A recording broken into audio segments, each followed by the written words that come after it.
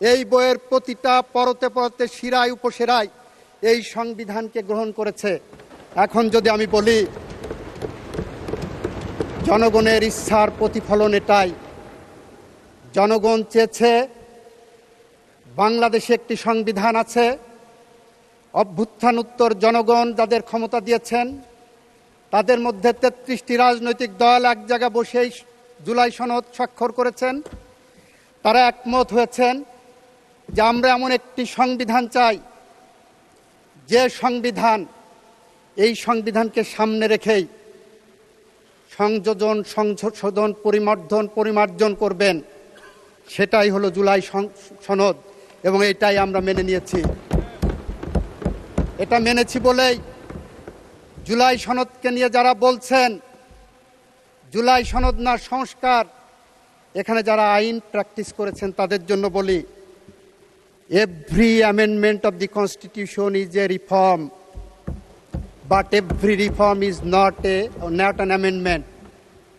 Reform রাজনৈতিক দলের মধ্যে জনগণের ভিতর থেকে, জন আকাঙ্ক্ষার ভিতর থেকে রিফর্ম আসতে পারে, কিন্তু যখন ওটা আইনি প্রক্রিয়ায় যাবেন, যখন এই সংসদে বসে ৩০০ সংসদ সদস্য এই রিফর্ম নিয়ে কথা বলবেন, তখন সেই রিফর্মকে যখন চূড়ান্ত রূপ দেবেন সেইটার নামই সংশোধন, এবং সেটা হতে হবে ১৪২ অনুচ্ছেদ অনুসারে। অন্য কোনো আইপস অ্যান্ড বার্ডস নাই, অন্য কোনো ফরম্যাট নাই। মাননীয় স্পিকার, এই জুলাই সনদ রচিত হওয়ার পিছনে ১৭ বছরের সংগ্রামের, ১৭ বছরের বেদনার, ১৭ বছরের নীল আরতি বেদনার যন্ত্রণা আছে। এই জুলাই সনদের পিছনে আমার বন্ধু, আমার মাননীয় সংসদ সদস্য নজিব সাহেবের, আমার মাননীয় সংসদ সদস্য আরমানের, তাদের পিতাদের প্রতি অবিচারের উপাখ্যান আছে, যাদেরকে অবিচারের শিকার করা হয়েছিল বলে পাবলিক পারসেপশন আছে। এই জুলাই সনদের পিছনে আমাদের মাঝ থেকে ৪৫০০ সহযোদ্ধাকে পাখির মতো গুলি করে ক্রস ফায়ারের মাধ্যমে হত্যা করা হয়েছিল। তাদের গল্প বেদনা আছে, তাদের পরিবারের যন্ত্রণা আছে, তাদের পরিবারের নির্ঘুম রাত কাটানো আছে।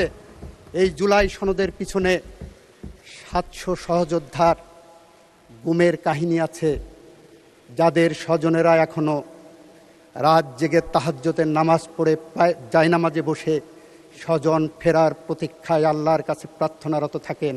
তাদের করুণ আর্তনাদের কাহিনী এখানে বর্ণিত আছে। এই জুলাই সনদের পিছনে বিএনপির ৬০ লক্ষ নেতাকর্মীর মিথ্যা গায়েবী মামলার কল্প কাহিনী এখানে দেওয়া আছে। মাননীয় স্পিকার, আমরা এগুলোকে অস্বীকার করতে পারি না।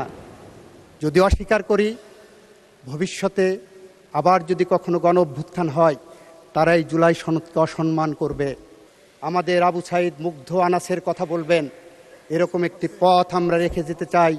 মাননীয় স্পিকার, আমরা রেখে যেতে চাই বলেই আমরা বারবার বলছি জুলাই সনদ নিয়ে রাজনীতি করার দরকার নাই।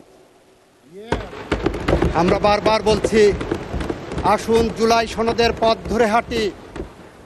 আপনারা বলছেন সংস্কার পরিষদ, আমরা বলছি জুলাই সনদ অ্যাজ এ হোল আমরা বাস্তবায়ন করব সংবিধানের মাধ্যমে। সেই যে সংশোধনীগুলো আনা হবে, প্রতিটি সংশোধনীর অপর নাম, ভালো নাম, প্রতিটি সংশোধনীর একটি নাম হলো সংস্কার।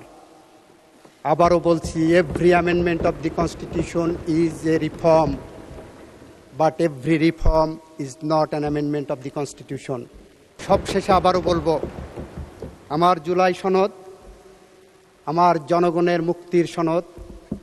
আমার জুলাই সনদ বলেছেন আমি এই সংবিধানকে ধারণ করব, এই সংবিধানকে সংশোধন করব, সংশোধন করে যে যে সংস্কারগুলো জুলাই সনদের মধ্যে অন্তর্ভুক্ত করা হচ্ছে সেইগুলো ইনকর্পোরেট করব। সেইটাই জুলাই সনদ এবং সেই পথ ধরে আমরা এগিয়ে যাচ্ছি।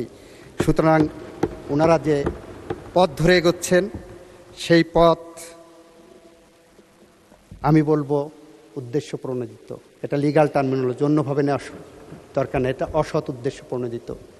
ওই পথ, এটাকে আমরা আইনের ভাষায় বলি ম্যালাফাইডিনেস, আলটেরিয়র মোটিভ।